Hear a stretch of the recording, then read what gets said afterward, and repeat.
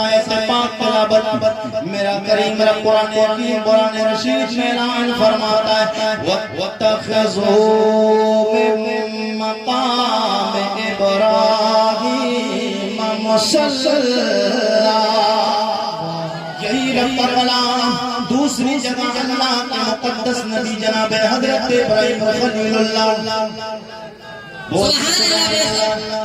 اللہ کے پاک پیغمبر جناب ابراہیم خلیل اللہ رائے پور کے زندہ دل غیور مسلمانوں کو سبحان اللہ اللہ کے آرے کتاب حضرت ابراہیم علیہ السلام خانہ کعبہ کا طواف خانہ کعبہ کی تعمیر خانہ کعبہ ایک بار نہیں بنا ایک روایت کے مطابق خانہ کعبہ کی تعمیر 7 مرتبہ ہوئی ایک روایت کے مطابق خانہ کعبہ کو 9 مرتبہ تعمیر کیا گیا اسی خانہ کعبہ کی تعمیر ایک روایت کے مطابق 11 مرتبہ ہوئی ہے یعنی 11 بار خانہ کعبہ بنا ہے سب سے پہلے یہ جب بنا تھا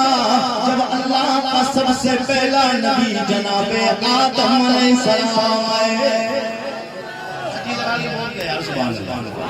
اور مہربانی کریں تو انشاءاللہ آپ کو گفتگو میں مزہ آئے بول دے سو میرے پاک پیغمبر نبی کے غلاموں حضور سے محبت کرنے والوں جناب آدم علیہ السلام کے دور میں سب سے پہلے یہ خانہ کعبہ بنایا گیا ہے اللہ اکبر کبیرہ خانہ کعبہ مگر جب جناب حضرت نوح علیہ السلام کا طوفان آیا جب آپ کی قوم نے آپ کی نافرمانیاں کی اللہ کی نافرمانی کی آپ کو نبی رسول ماننے پہ انہوں نے جب آپ کو نبی مانا رسول مانا تو اللہ رب العزت کے پاک پیغمبر جناب مجھے بات باقیہ مکمل نہیں کرنا ہے بس اشارہ کر کے گزرنا ہے جناب حضرت نوح علیہ السلام میرے نبی کے غلاموں تم سے آج فادہ قریشی کچھ مانگنے نہیں آیا ہے تمہیں ایک پیغام دینے کے لیے آیا ہے تمہیں ایک فکر دینے کے لیے آیا ہے آج اس نبی کے نام پہ بولتے ہوئے گھبراتے ہو اس نبی نے اپنے گھربار کو قربان کر دیا ہے جس نبی کے صحابہ نے اپنے گھربار کو قربان کیا ہے جس نبی کے یار جناب صدیق اکبر نے اپنے آپ کو اپنے جسم پہ مارے کھائی تیر و تلواروں کی برساتیں اپنے جسم پہ کھائیں وہ نبی کے یار کے نام پہ اس نبی کے نام پہ قربانے کی بات آتی سبحان اللہ بولنے میں گھبراتے ہو نا میرے نبی کے غلاموں سبحان اللہ بولنے میں کنجوسی نہ کرو اس لیے کہ حضور فرماتے ہیں دنیا میں سب سے زیادہ بخیل سب سے زیادہ بخیل وہ انسان ہے جس کے سامنے میرا نام لیا جائے پھر وہ مجھ پہ درود و سلام نہ پڑے اب بھی نہیں بولے گے تو کیا بولے عجیب آواز ہے سبحان اللہ جو کبھی کبھی موڈ بنتا ہے قریشی کا وہ آج ابھی بن جائے گا عجیب آواز بول دے یار کہ امت کے لوگوں نے جب آپ کی بات نہیں مانی اور آپ کو اتنا پریشان کرتے تھے نوح علیہ السلام کی قوم کتنا ستاتی تھی کہ آپ کو نوح علیہ السلام کہتے ہیں اللہ کا نبی اور رسول ہوں تو آپ کو وہ بڑی بڑی طریقے سے تکلیف اذیتیں دیا کرتے تھے آپ کو بڑا پریشان کرتے تھے کئی بار ایسا ہوا کہ آپ گردن میں پھندا ڈالتے اور پھانسی دے دے کر آپ کو زمین سے چھیڑتے تھے اللہ اکبر کبیرہ اللہ کے پاک پیغمبر جناب نوح علیہ السلام کو ایک مرتبہ اتنا ستایا اتنا پریشان کیا کہ آپ کی گردن میں پھندا ڈال دیا پھانسی کا پھندا ڈال کے کھینچا تو آپ بے ہوش ہو گئے تو آپ امت کے لوگ سمجھ بیٹھے کہ حضرت نوح علیہ السلام اب معاذ اللہ انتقال کر گئے یعنی ختم ہو گئے ہیں مگر اللہ رب العزت جس کی حفاظت فرماتا ہے اس کو کوئی تکلیف نہیں دے سکتا ہے بظاہر تو تکلیف ہوتی ہے لیکن اسے دنیا سے کوئی ختم نہیں کر سکتا ہے سبحان اللہ علیہ السلام کے دور میں طوفان آیا خانہ کعبہ کی دیواریں ختم ہو گئی منہدم خانہ کعبہ ہو گیا خانہ کعبہ ڈھا گیا جب نوح علیہ السلام کا طوفان آیا تو نوح علیہ السلام کے دور میں جو طوفان آیا تھا پانی آیا تھا طوفان آیا تھا نوح علیہ السلام کے دور میں خانہ کعبہ کی تعمیر ختم ہو گئی تھی اس کے بعد میں ادھر لے کے آنا ہے بات جب لمبی نہیں کرنا واقعہ بہت لمبا ہو جائے گا جی لگا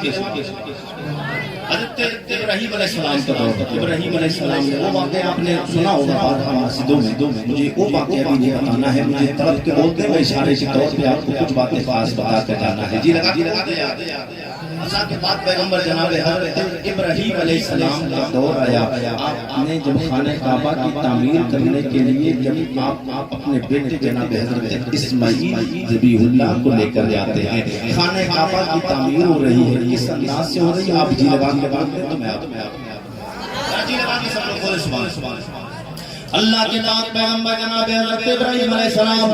خانہ کعبہ کی تعمیر کرنے کے لیے آپ اپنے بیٹے جناب حضرت اسماعیل علیہ السلام کو ساتھ لے کے جاتے ہیں. خانہ کعبہ کی تعمیر نیچے جب کرتے رہ جہاں تک آپ کا ہاتھ پہنچتا رہا تعمیر ہوتی رہی. اللہ کا پاک پیغمبر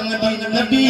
ابن نبی جناب حضرت ابراہیم علیہ السلام نبی جناب اسماعیل علیہ السلام ابراہیم علیہ السلام کے بیٹے وہ بھی نبی. ایک نبی خانہ کعبہ کی تعمیر کر رہا ہے، دوسرا نبی جناب اسماعیل پتھر اٹھا کے دے. مگر اگلا جملہ ہے طرف جاؤ گے رائے پور کے زندہ دل غیور مسلمانوں جناب ابراہیم علیہ السلام کا جہاں ہاتھ جاتا خانہ کعبہ کی تعمیر ہوتی رہی. مگر آپ قد سے اوپر جب معاملہ چنائی کا پہنچا اس وقت میں نہ پنڈی تھی نہ پھنٹی تھی نہ چالی تھی. اس وقت میں یہ سارا معاملہ پہاڑ والا معاملہ نہیں تھا. او میرے نبی کے غلاموں جناب حضرت ابراہیم علیہ السلام خانہ کعبہ کی تعمیر کرتے چلے جا رہے ہیں. اللہ کے پاک پیغمبر جناب حضرت اسماعیل ذبیح اللہ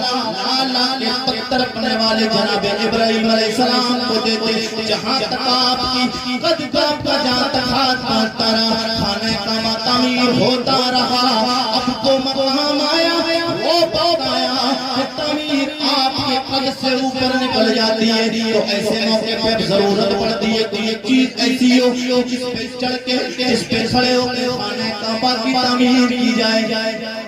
آپ کے بھی گھروں میں مکان بنتے ہمارے بھی گھروں میں مکان بنتے ہیں جن کے نہیں بھی بنتے وہ کم سے کم دیکھتے ہیں تو جب اونچی چیز بن جاتی ہے پہاڑ اور بلی اور چالیوں کا انتظام کیا جاتا ہے. میرے کریم اللہ کے غلاموں اس وقت میں انتظام کہاں سے کیا گیا؟ اب کوئی چالی اور بلی کا انتظام نہیں کیا گیا ہے. اللہ رب العزت نے فرمایا او میرے خلیل ابراہیم یہ جو پتھر تمہارے پاس میں رکھا ہوا ہے اس پتھر پہ کھڑے ہو جاؤ تعمیر کرنا شروع کر دو.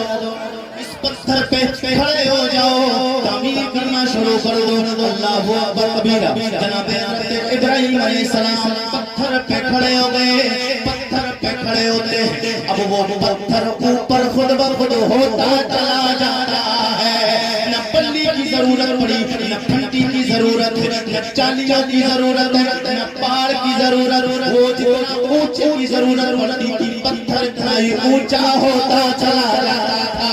یہ جناب حضرت ابراہیم علیہ السلام کا معجزہ ہے. یہ حضرت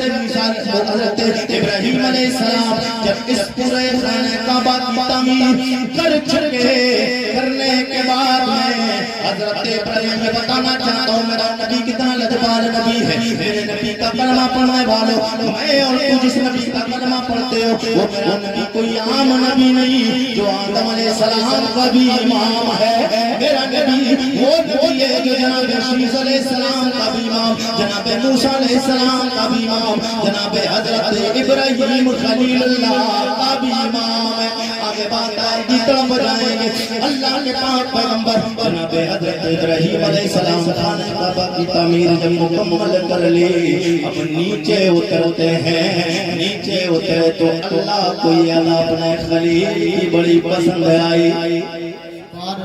جی لگا کے بول دے سبحان اللہ. یہ اپنے پاک پیغمبر جناب ابراہیم علیہ السلام کی ادا میرے رب کو بڑی پسند آئی. حضرت ابراہیم علیہ السلام نے جیسے پتھر سے قدموں کو نیچے رکھا ہے کیا دیکھتے پتھر پہ دونوں قدم ناز کے نشان بن گئے ہیں. کوئی پتھر خانہ کعبہ کے پاس رکھا ہوا ہے. جب حاجی جاتے ہیں دو رکعت نفل نماز ادا فرماتے